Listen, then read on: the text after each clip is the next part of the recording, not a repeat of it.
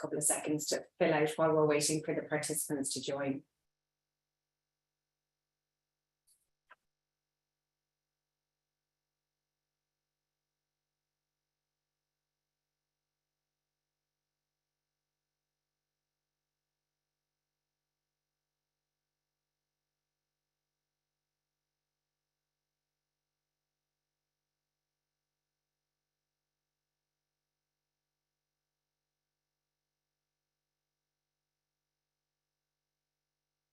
So for anyone who's just joining us, we have some poll questions on screen.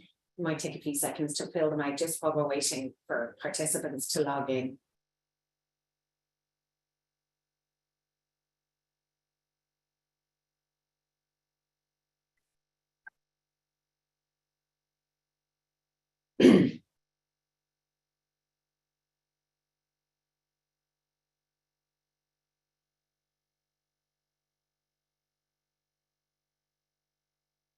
So good morning.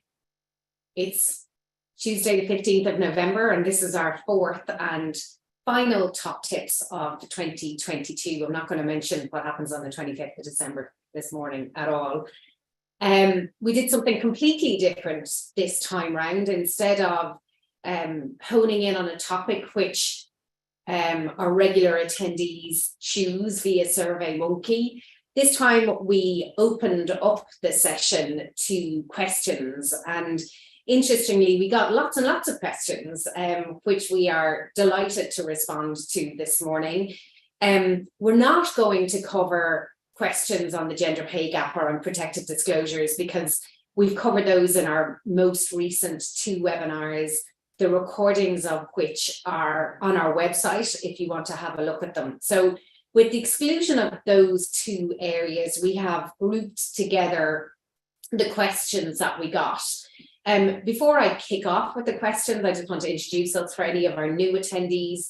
My name is Melanie Crowley, and I am the head of the employment practice here in Mason Hayes and Curran. I'm joined this morning by Connolly. is the other senior partner in the practice, and we're asking ourselves this morning why we didn't outsource this to other members of our team, but we just didn't get around to it. So we are here and we're delighted to be here.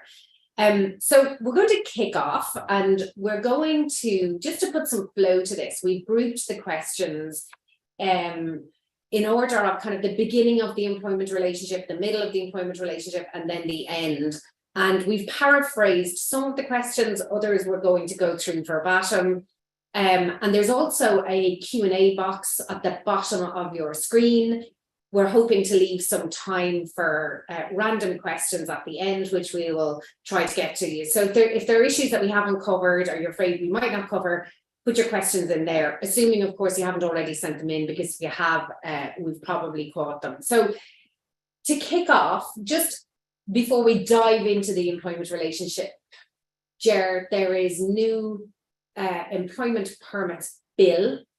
Now, this is kind of an immigration issue, but Ger heads our immigration practice. So Ger, just in a couple of minutes, give us an idea of what's in the new bill and how it's going to affect employers.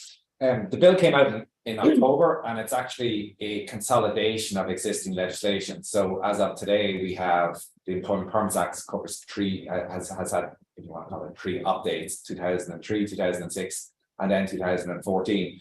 So it has been reviewed, and it's believed that it should be consolidated into one act, which is quite helpful. But it also has resulted in the act being an extremely big document. It's now running to over 96 pages.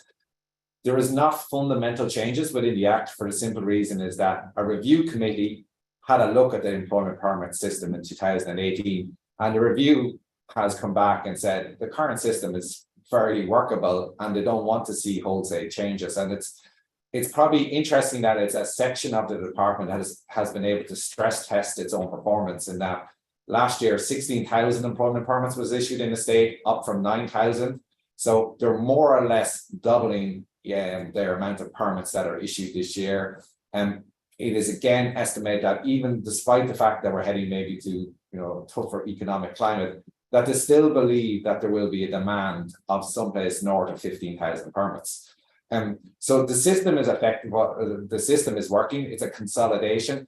There is some new things that will be introduced. There will be a thing for the first time called seasonal permits. The department did test this previously in meat factories when they needed more processing. But things like, I think in the UK, they had issues about, fruit pickers and things like that. So there is going to be the concept of seasonal permits that are going to be at the minister's discretion.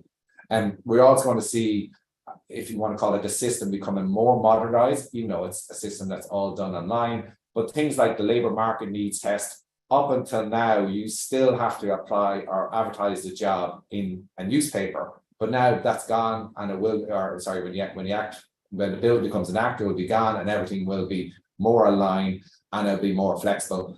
Probably the bigger thing for people in this area is that a lot of the guidelines are going to become regulations, and this is going to give what the departments or the minister in particular says, flexibility in that regulations can be issued very quickly by the department, as opposed to there being statutory instruments, as there supposed to be amendments to the act. So it's not a fundamental change to a system, because the system is working, but there is probably a more modern kind of tone that's going to go through the system with some minor changes to it in the near future.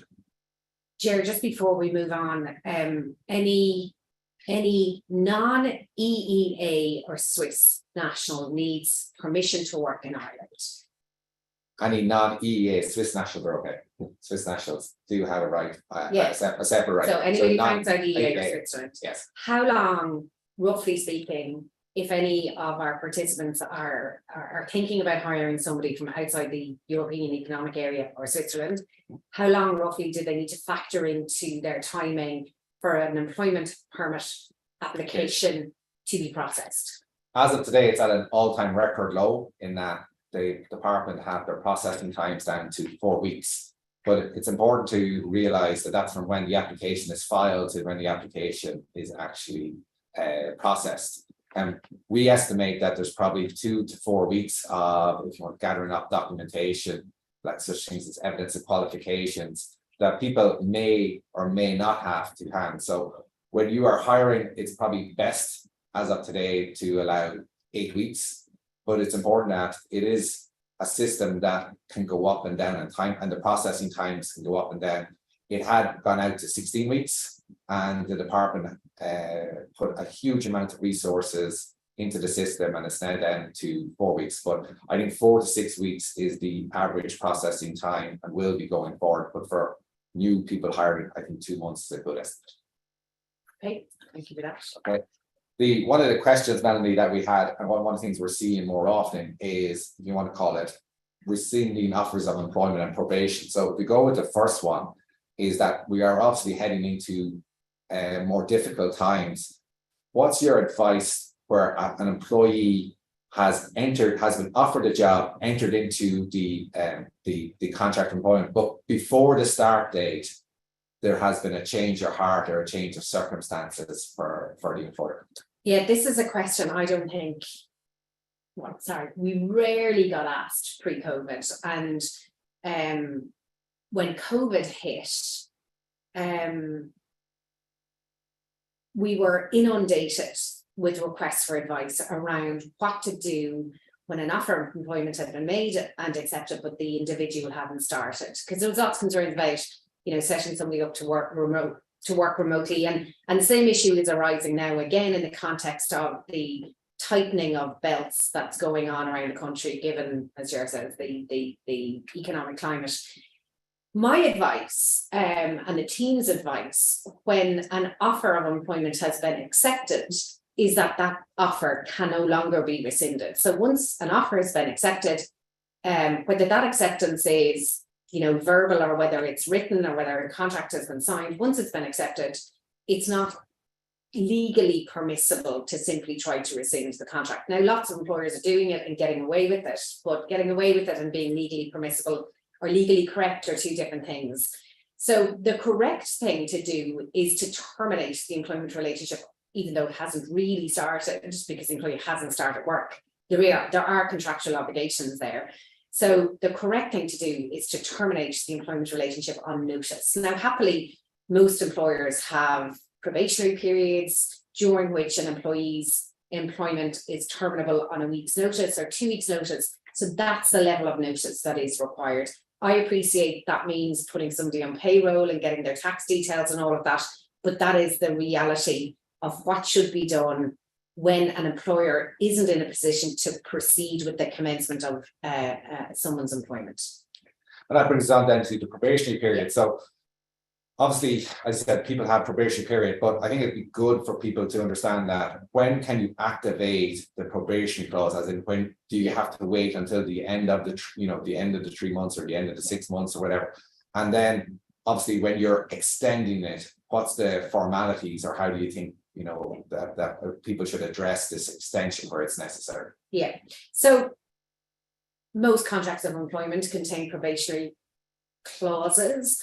They generally say something like your employment will be, the first 6 months of your employment will be on a probationary basis, and we reserve the right to extend your probationary period at our discretion. And during your probation, your employment will be terminable on a week's notice.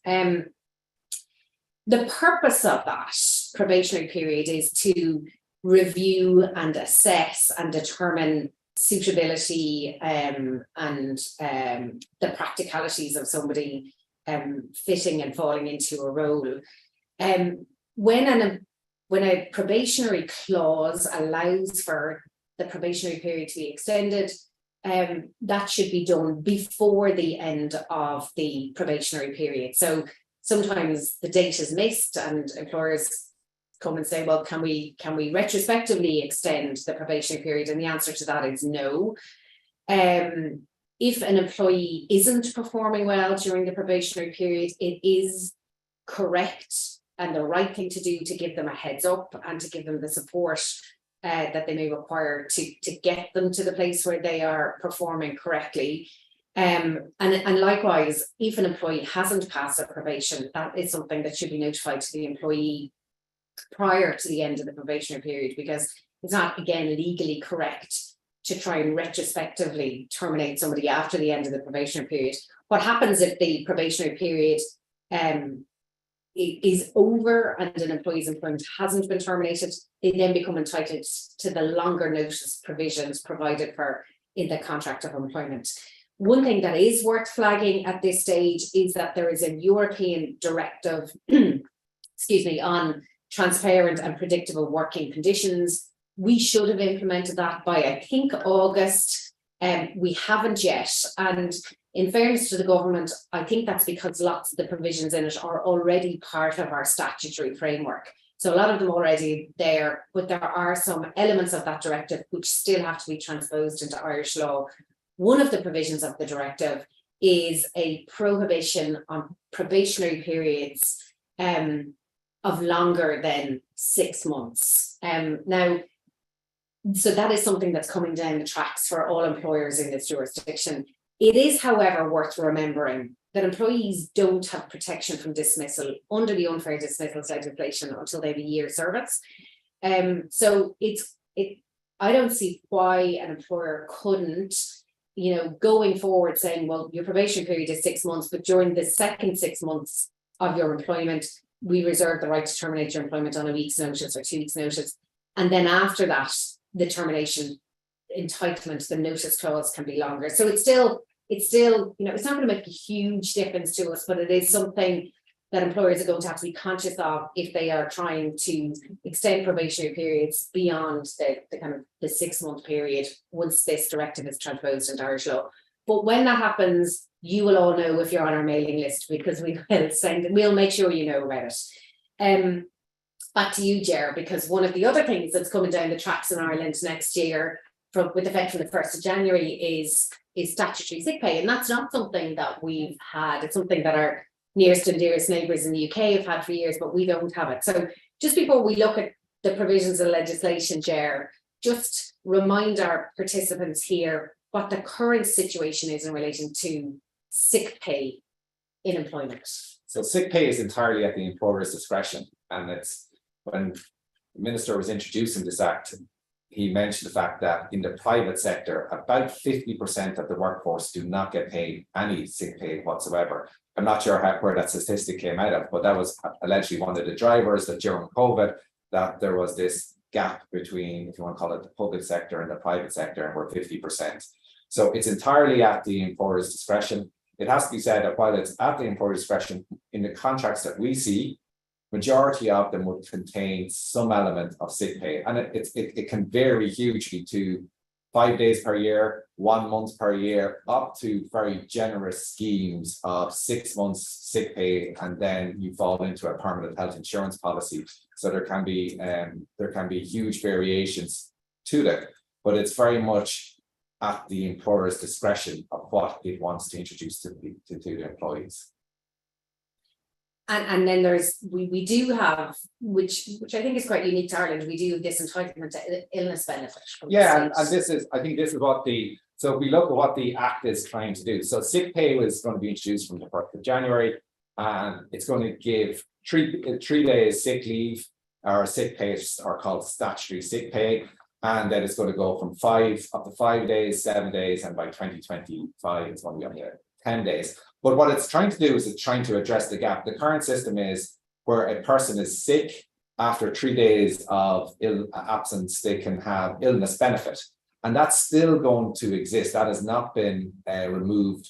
But what it's trying to do is that the first 3 days, which at the moment are where people are not being paid, it's trying to fill in that gap. That's the initial gap that it's trying to fill. So where an employee provides a sick certificate, they're entitled to statutory sick pay. A lot of employees are unhappy in that it forces you to the doctor really early, and you have to incur your expense quite early in the process. But it's the system that the government see as workable. It will then be called statutory sick days, and then for those first 3 days, you're entitled to 70% of your wages, but it's capped at €110. The cap has and I would assume, because even in the announcement, it referenced what sick pay is in Northern Ireland and in the UK, in that it is £97. So you can see the equivalent of the Republic and Northern Ireland, that we're going to have very, very similar sick day provisions. It's not going to create a fundamental alteration to your contracts. So if your existing sick pay is more generous, that is fine. You don't have to go, but you'll probably have to, you will have to reference that your payment includes any entitlement to the statutory sick pay that's going to be introduced, as I said, from the 1st of January, and then after it will increase slightly over the next couple of years. The requirement for a medical certificate is interesting, and I presume it's there to stop the messing that sometimes we see, the Monday morning messing, or the day after, the night before.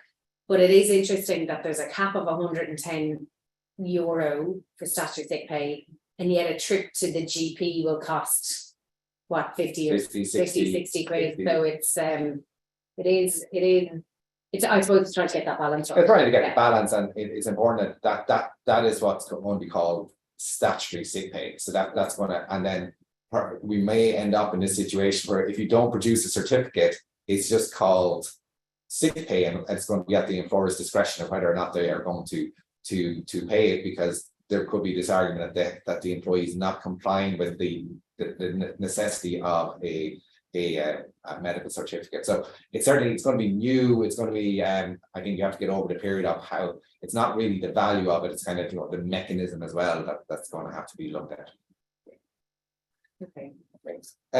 Remote working. I think in all top tips, Melanie, I think we get about 20 to 25% of the questions are all about remote working. It seems that, and our poll deliberately had remote working queries, because it's still I think when you meet anyone, they always ask, how many days a week are you going into the office? So we've seen last week, there was, again, if you want to call it, new legislation, but can you just explain to people that, was it new legislation? Is there anything fundamental that we need to, as an employer, that you need to be aware of? Okay, so the world has changed. We all know that. We're all working differently, and we certainly are, and our teams here are. And in the background and against all of that, we had the Overadker make this commitment around the right to disconnect, and the commitment to make sure that we remote working. And against that backdrop, the government issued some draft heads of legislation earlier in the year around the right to request remote working. And they set out how an employee would make a request, the fact that an employer would have to set out the reasons for a refusal, the requirement to have a policy around remote working, and actually a very unusual provision in that draft that said it will be a criminal offence not to have a policy, a criminal offence, which is quite distinctive. And then a mechanism for making a complaint, not about the substance of a refusal for a request, but about the timing, and the provisions of that timing was set out in that heads of legislation. There was a fair bit of backlash to the draft heads of legislation, as it was then, or heads of bill. And I think I was quite vocally critical of it myself. So last Wednesday night, with some aplomb, the government announced a new work-life balance and miscellaneous provisions bill, and said that they are going to fast track this bill with the hope that they might have it in by the end of the year. Certainly that's the impression I got from the communications issued from the government departments. And they also described this as the bill which would deal with the right to request remote working. It's interesting because the bill does three things, okay? And the third thing it does is kind of deal with the request for remote working. I'll get to that in a second. So the first thing that the bill does is it provides for leave for medical care, right? Now this leave is 5 days in any 12 months. And it is for the significant care or support for serious medical reason to a specified person. And that specified person, like other legislation, is a child, a spouse, a dependent, a parent, and that's set out in the bill.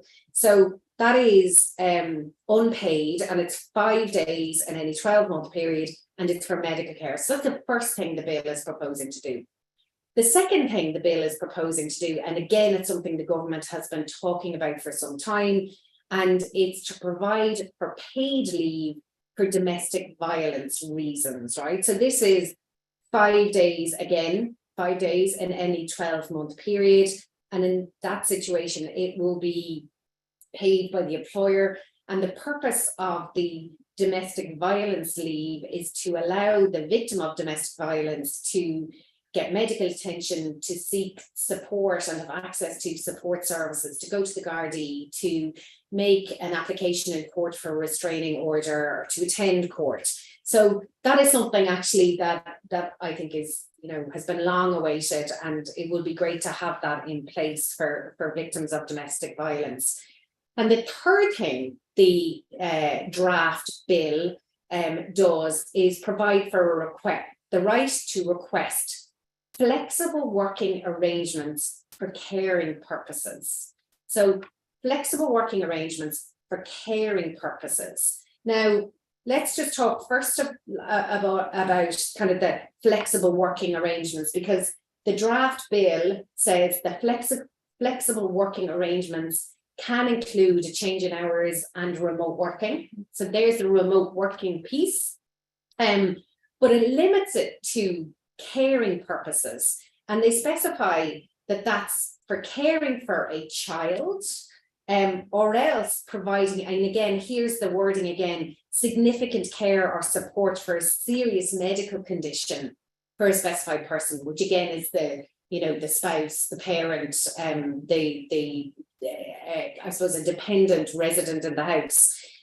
So a right to request flexible working arrangements for caring purposes is much, much narrower than a right to request remote working. And I don't know if the government's plan is to have a separate piece of legislation for around the right to request remote working generally, or whether this is it, because certainly some of the press releases I read seem to suggest that this is it, but this is much, much, much narrower than what was there before. But yet, a lot of the provisions of the draft bill mirror what was in the original kind of right to request remote working proposals from a few months ago. So it sets out kind of a mechanism for an employee to make the request, and it sets out a timeline for an employer to respond with reasons if there's a refusal, or to seek an extension if the employer isn't in a position to respond. It says that if the employee is going to take this type of leave, they have to have at least 6 months service before the leave commences. It actually specifies the child and the age of the child that the caring has to be done for, if you like. Sorry, that sounds a bit crude, but that's what the legislation is trying to, the draft bill is trying to get to. And then it provides for a mechanism for an employee to make a complaint to the Workplace Relations Commission. But again, like the previous draft, that complaint is only around the timing and not the substance of an employer's refusal. So an employer's refusal for a right to request these flexible working arrangements, which includes remote working for caring purposes, can be fairly watery, and there's nothing an employee can do about it. So I think that's interesting, and I wonder whether it makes it, you know, a little bit like the last draft, a bit of a damp squib. So that's interesting, and I think it's a space to be watched. But I wonder whether, because it's kind of buried in here, whether it will be through and passed before the general public actually get wind of the fact that it's actually very limited, and what that means in terms of knock-on or a more general request, I'm not entirely sure. So that's a kind of a watch this space, but it's a watch it fairly closely between now and Christmas in case it does get shoved through, because it is something we're all going to have to live with next year and afterwards. But it's also a watch this space. Will they do something more general around sort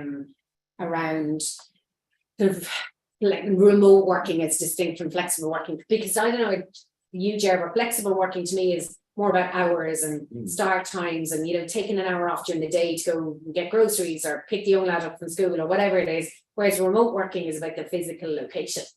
Well, what the Act is shown is a fundamental kind of change to the headline. It was as if every person had the right, regardless of your family circumstances, to request flexible working. But if based on just on that high level overview, it's a severe limitation on what is being proposed. And you always get the question then, is that fair, in that if you have a family, you will benefit from flexibility, and if you don't have a family, you don't benefit from the flexibility.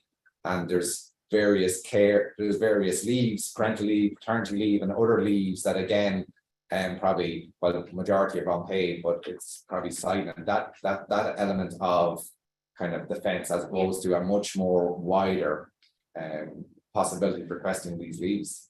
And is that something that might come separately or later on? I have a question for you, Ger, because it's one we got several times, and it's around DSARs, subject to access requests from employees. And it's something that I and Ger and the rest of the team flag to clients in almost every single conversation that we have now, despite the fact that most of what we say is covered by legal professional privilege. But it is important that HR practitioners, managers and organisations are very conscious of the possibility of a subject access request. So Ger, start at the beginning. What is a subject access request, and why am I banging on about them all the time? So a subject access request allows an employee, it's a Freedom of Information Act request if you're in the public sector, to access to the personal data that is relevant to you. Now, there's a distinction between personal data and data which is just compiling or which is accumulated when you're day-to-day working. So that is separate. So when you put in a subject access request, you're seeking personal data held by that data processor that belongs to you. It excludes, if you want to call it, day-to-day work. So if you put in a subject access request, you're not entitled to a full copy of your inbox, because there is a separation of what is personal data, if you want to call it work-related data, that is associated with your job. It's an extremely powerful tool, particularly in employee and employer relationships and in litigation, because it is free.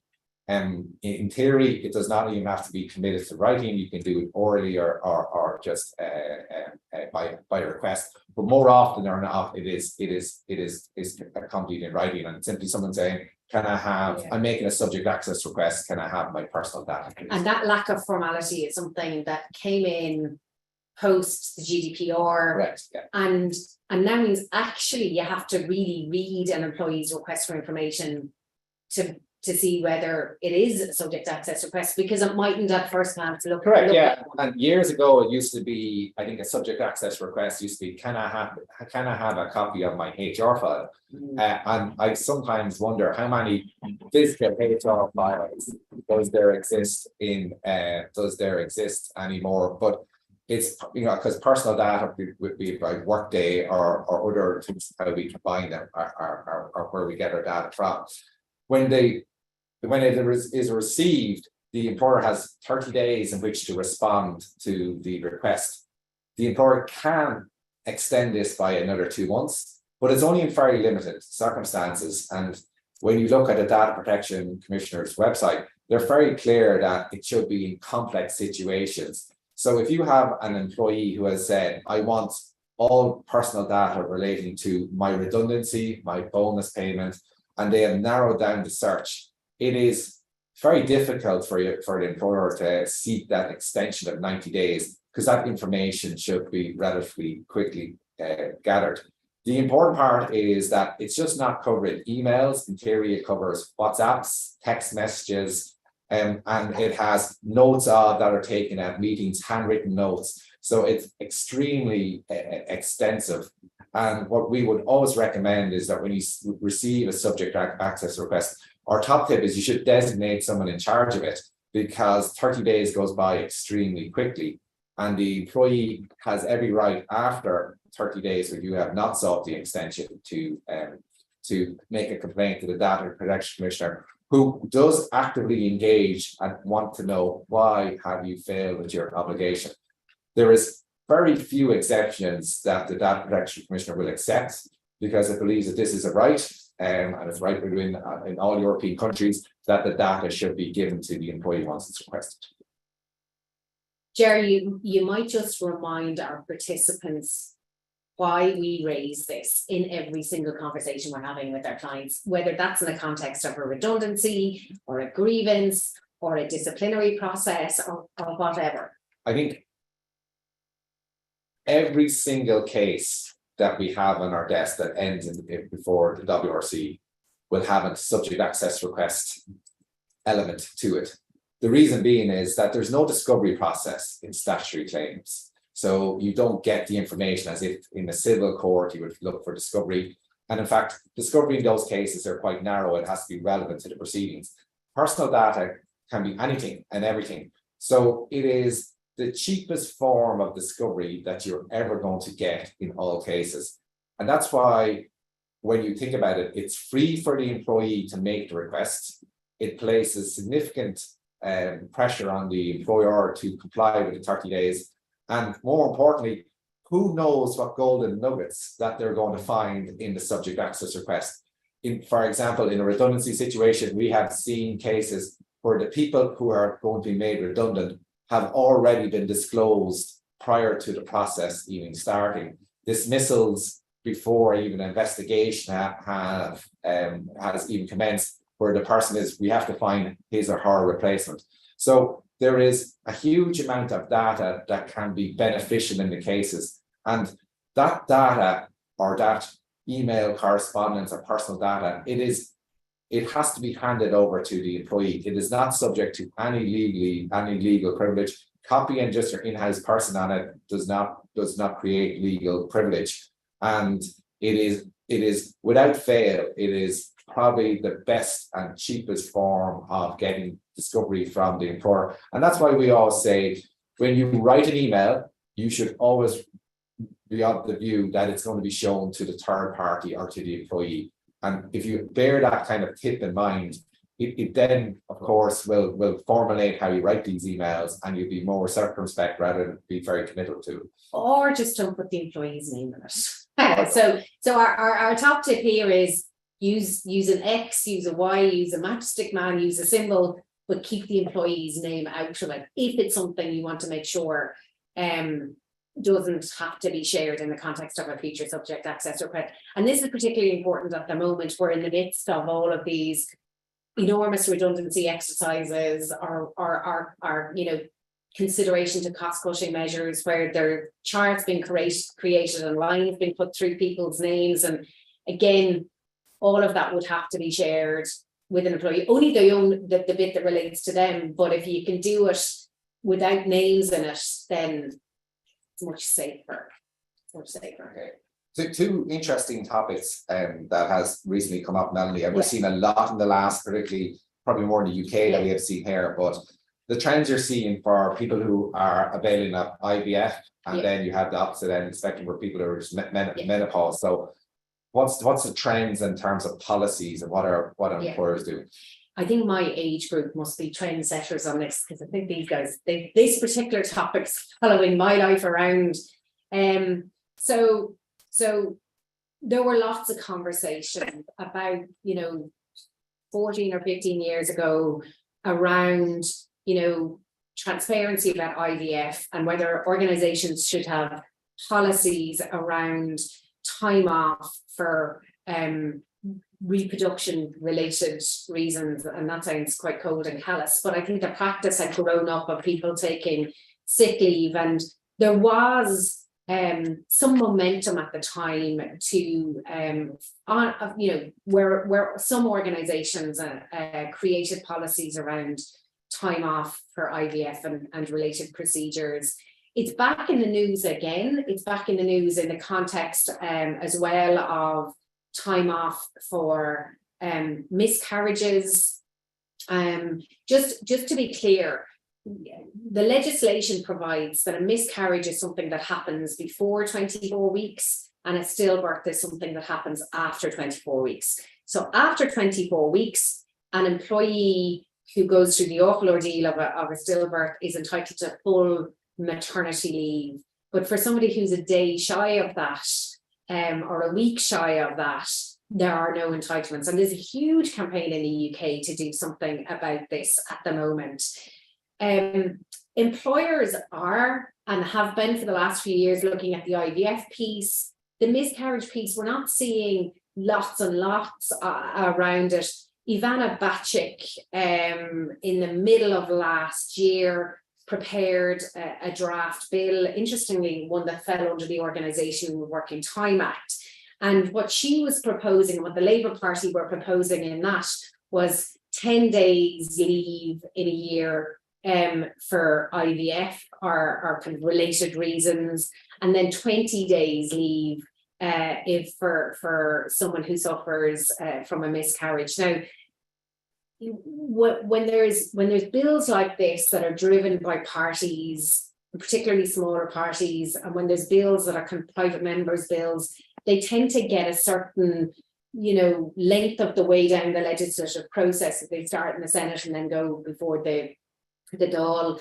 That is in about the third stage, but it has stalled. She did get, her and her Labour Party colleagues had a little bit of momentum going when they introduced it last August, 12 months. There was quite a bit of press around it, but it kind of has stalled. And I think there's so much going on at the moment. I'm not hopeful that it is something that will be progressed further down the legislative process. Some organisations are doing their own thing. Lidl have introduced a policy of 2 days paid leave per IVF cycle. Vodafone announced relatively recently 10 days paid leave for pregnancy loss before 24 weeks, because they say full maternity leave after for a loss after 24 weeks. And then 10 days paid fertility leave, so 10 and 10. So Vodafone have done that, and Vodafone have been at the forefront of a lot of these family-friendly type policies and procedures. And the tech companies as well are particularly good in this space, in my experience. So they are, some of that's driven, I expect, by employee recruitment and retention reasons, but they've always been good about IVF, about miscarriage, about family leave, about sharing it across, both partners in the relationship. So at the moment where we are with IVF and other reproduction issues and with miscarriage is that there's no legislation. There is this kind of bit in the background, but I'd be very surprised if it goes anywhere. And then down to individual organizations, with the bigger ones actually getting some very positive press around some of the policies that they're putting in place for these kinds of issues. And the other thing that lots of organizations are talking about at the moment, and it's kind of the hot topic and everybody likes talking about it, is menopause and what employers should be doing for that, and whether employers should have menopause policies. That's kind of a tricky one because, you know, even at my stage in life, I look back, I think, oh God, what can go into a policy? And I think, you know, a policy, if an organization were to have one around menopause, I think it's more around awareness and signs and being empathetic and being aware of issues. And I think that's probably more important than a policy that provides for paid leave, because menopause is one of those things that affects people in lots of different ways. And there's lots of different stats about the effects and the impacts it has on people. What's interesting though, and I say that, is that Bank of Ireland very recently announced a menopause policy and a practice of giving women 10 days paid leave for menopause related reasons. So, you know, like a domestic Irish institution doing that is interesting, and particularly one like Bank of Ireland. So that's interesting. There's lots of talk about it. I think it's a watch this space, but for employers who are thinking about doing it, my own personal view is that it doesn't necessarily have to be about paid days off or paid leave. It might more be about a policy around signs, training, awareness, perhaps some flexibility around remote working or flexible working where symptoms are particularly strong for that period of time. It doesn't have to last forever. So there's no real law around it at the moment, and some of this is just being driven by the age of our workforce and presumably women of my age who are particularly vocal about these things. So that is IVF, miscarriage, menopause, just kind of hot topics at the moment and things to be mindful of. Okay. We're going to go on to the more, if you want to call it the more common questions. Every single time we get asked about sick leave. So Melanie, what is you have sick leave questions for me? And I have a sick leave question for you. So we every single time we do a talk, sick leave is probably the most topical issue that we get. And every time we do Survey Monkey after one of these top tips, we get asked about sick leave, and we have done some sessions on sick leave and how to manage it. But the most common question that we get, and the one that we get again several times when we ask questions in advance of this session, was how to manage performance processes and conduct related disciplinary processes when the sick cert arrives in. And we've all seen them, and this isn't just me being a cynic or Ger being a cynic, because, you know, I say to people, we see it when it goes wrong, but it seems kind of par for the course now that an employee who is being performance managed or disciplined, they then send in a medical certificate. So Ger, some tips for kind of how to manage that. I think the first tip is it just happens. I think when you look at it in an overall, I can't tell you statistically, but in at least 50% of cases when a grievance happens, a disciplinary or conduct related issue breaks out, there's a correlation simple between the sick pay policy and your absenteeism rate that results from disciplinary. If you have a very generous sickness policy, the employee again, you know, feels that they can use the policy. And if being very cynical and representing more employers than employees, it's a way of kicking the can down the road. And then there's idea of that everything should be paused on a disciplinary or a grievance or a PIP until the employees fit to participate. And sometimes there can be months, if not, I think in one case that I had, I think it was 4 years, the person was on sick leave between and we, you know, what was going to happen, of course, the disciplinary matter was going to happen.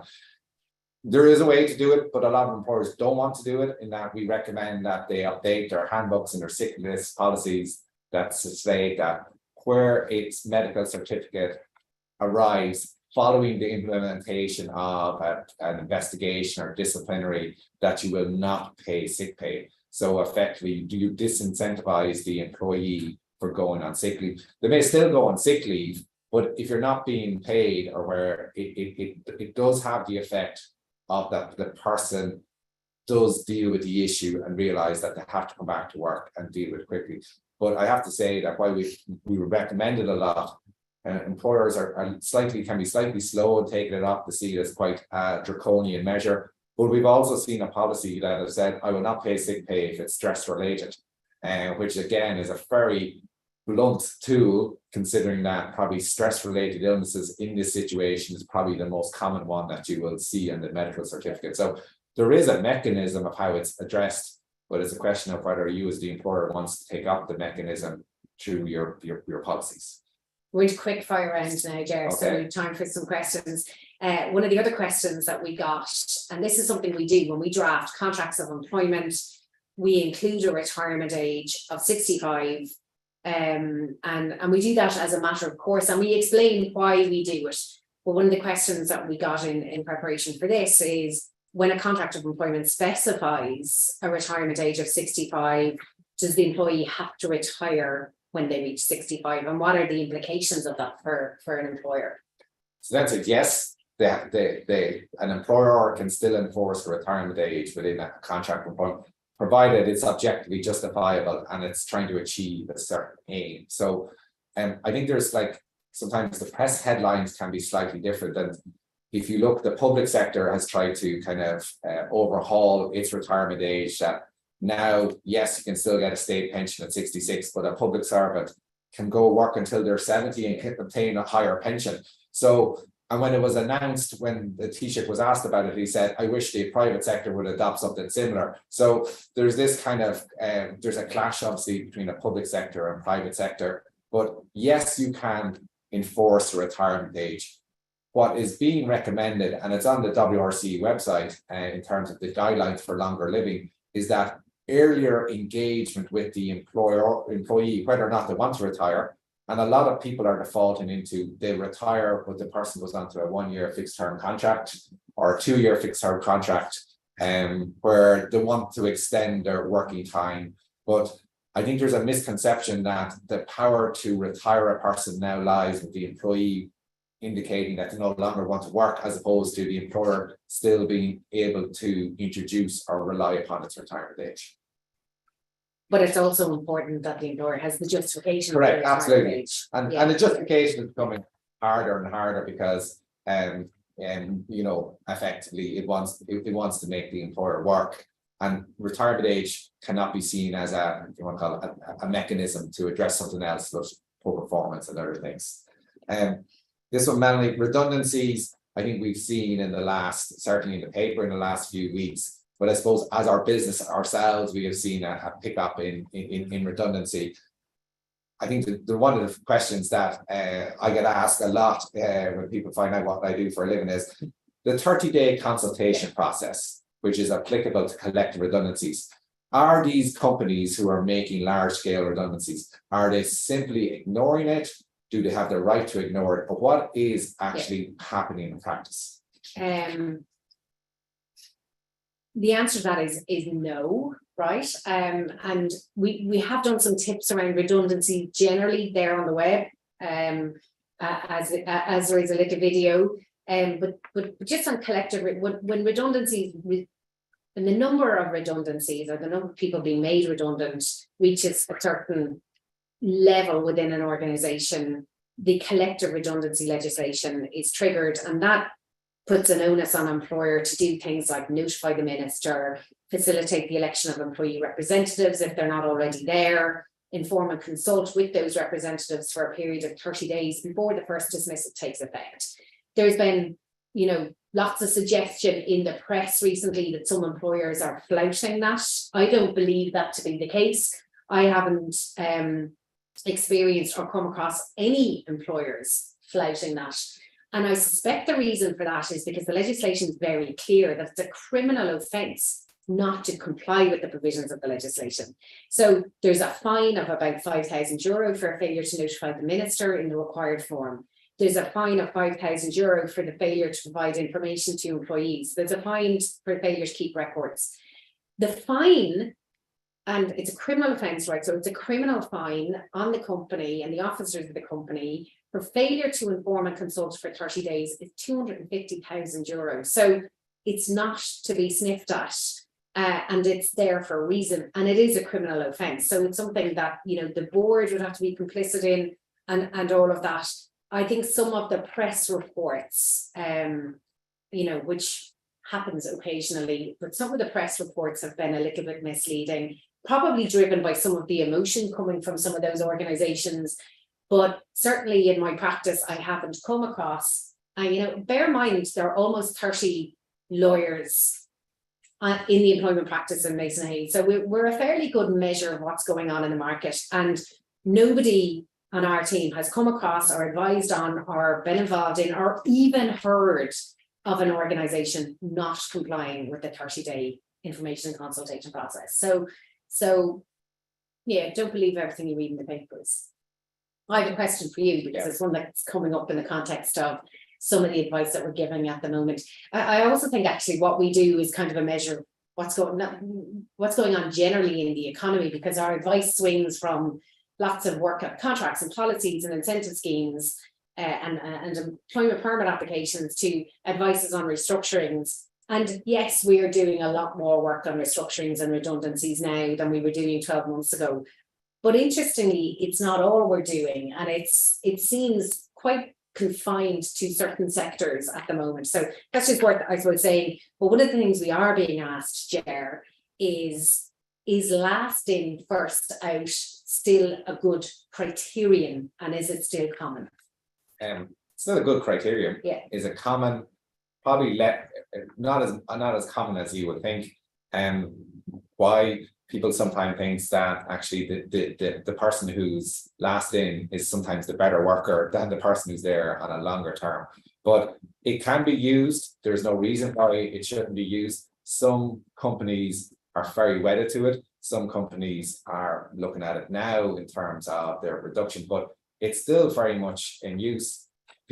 Some people like it because it's quite simplistic at its heart. It's that it has very little characteristics of your male, female, or age profile. So it's used and it's still relevant. I'm going to ask you another question, Ger, while I have a look at the questions on here.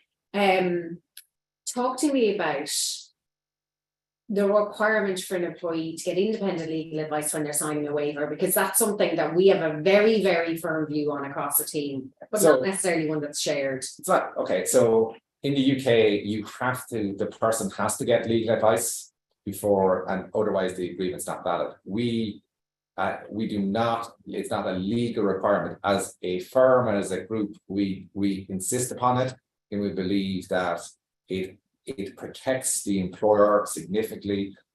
Usually you make a contribution of maybe 200 or 300 euros plus VAT, but we have had situations, and we've had a number of cases where the employee who has signed a waiver comes back, or a severance agreement, with the view that they failed to understand what they were waiving. And we think it's a very cheap, not a cheap, but it's a very good way of ensuring that the employee has it. So the Mason Hayes policy is that, yes, it should be there. We insist upon it. It's not a legal requirement, and ultimately it's up to the employer to make that decision or not. But it's certainly something that we strongly encourage. There's a couple of questions here, Jared, that are super, super quick fire ones. So I'm going to call them out to you. Can the notice period be different for the employee and the company in the contract of employment? Yeah, it would be. Yeah, it could be. Like, for example, you could have just 1 week's notice, but due to passage of time, statutory notice would kick in. So yes, in theory, but it can be different. Absolutely. Yeah. And it's not that uncommon. No, to be different. No.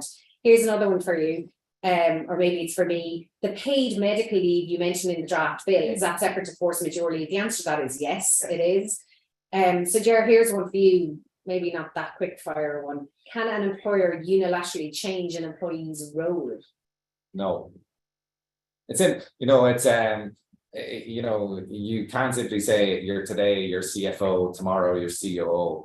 There's an element of is the role being made redundant then? So is the existing role being made redundant? But at a very high level, we don't permit unilateral changes to contractual terms. And if you do go down the unilateral route, well, there can be consequences for it. I have 2 immigration questions for you. Okay. You're in the hot seat now because I have the iPad. Are employment permits required from non-EU EEA country, i.e. the UK? So No. Why not? It's actually through the Good Friday Agreement that gives us, it's nothing to do with EU legislation. It's how we can go work in the UK and people go work in Ireland. So the Good Friday Agreement is actually what provides for us for the exchange of labour between 2 countries. Okay, and here's one, Jerk, and it's one it isn't immigration specific, but it's one I see asked all the time. So if an employee on a stamp 1G is waiting for an extension to be processed by the GNIB, but their current stamp has just expired, are they legally allowed to continue working while their application is being processed? It's technically no. Technically, you must always have a valid stamp between and that you can't simply have an expired stamp. Over the last number of, I suppose, 12 months, the department have become, I won't say, are accepting that through processing times that is relevant to them, that's creating a logjam, and they will overlook's the wrong term, but they're more relaxed. But the strict legal, and it's important, the strictly legal point of view is that you must always have a valid permit in place, a valid stamp in place, and that the employer whose obligation is to ensure that the employee has the correct permit should not be engaged these people on that, unless that's okay. The case. There's one here, and I'm going to hand you this to get the poll results. Yeah. The EU Directive on Transparent and Predictable Working Conditions seems to have a prohibition on probationary periods of more than 6 months. Does this mean that all probationary periods can only be 6 months? Or they can be 6 months or can they be 6 months with an option to extend the probation period for a further 9 months? My view, sorry, and I tried to say that earlier on, my view is that once the directive is transposed, it's likely that there will be a prohibition on probationary periods being longer than 6 months. But that doesn't mean an employer can't still say your employment during months 7 to 12 can be terminated on a week's notice, and then after 12 months, so once they've got the year and they're into the protection of the unfair dismissal act, the notice period can be longer. So I think that's actually a way that it might be dealt with that way.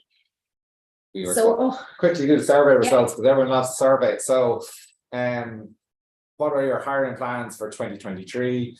Interestingly enough, that there is only 6% expect a staff increase. Still nearly 40% are looking at increasing or remaining steady. So the market is more positive than negative, I think, and particularly it's good to hear when I think that our newspapers are kind of full of bad news at the moment.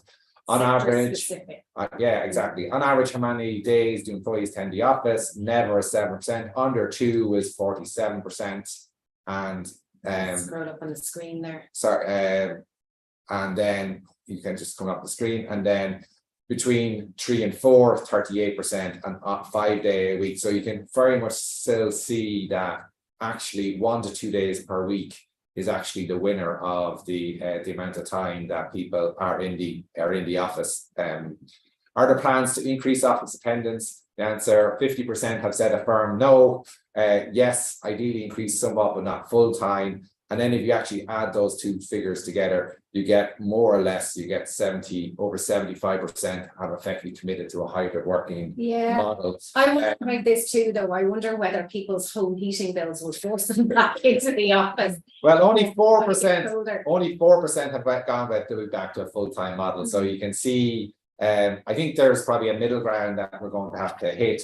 And then what will be the top challenges in 2023, would you believe it? It's still talent finding and retaining it is still 53%. Wage inflation is 33%, and the latter two, which probably deserve as much is work greater focus on employee well-being and workplace motivation. They are a combined 15%. So finding talent and paying for the talent look like the most pressing needs. Then they would probably, if we did a survey at the start of the year, it's probably the exact same at the end of the year, despite what's happening in the press. It's a minute after 12. I think we timed that okay. Thank you to all of our participants. The numbers are phenomenal. Thank you for those who sent us in questions beforehand. Thank you for those who sent them in during the webinar, and apologies to the ones that we didn't get to. We hope you enjoyed this session. We will be back with our regular topic focused top tips in the new year, because I'm not mentioning the 25th of December. We will send out a Survey Monkey. You will see, as always, that at the end of it, we invite some suggestions for the topics that you'd like to have covered. I'd like to remind you, though, that there are many of our tips and top tips and our webinar recordings on our website. We issue very regular e-zines, so if that's something that you're interested in, make sure you register. Other than that, we'd like to wish you all well, stay safe, and we will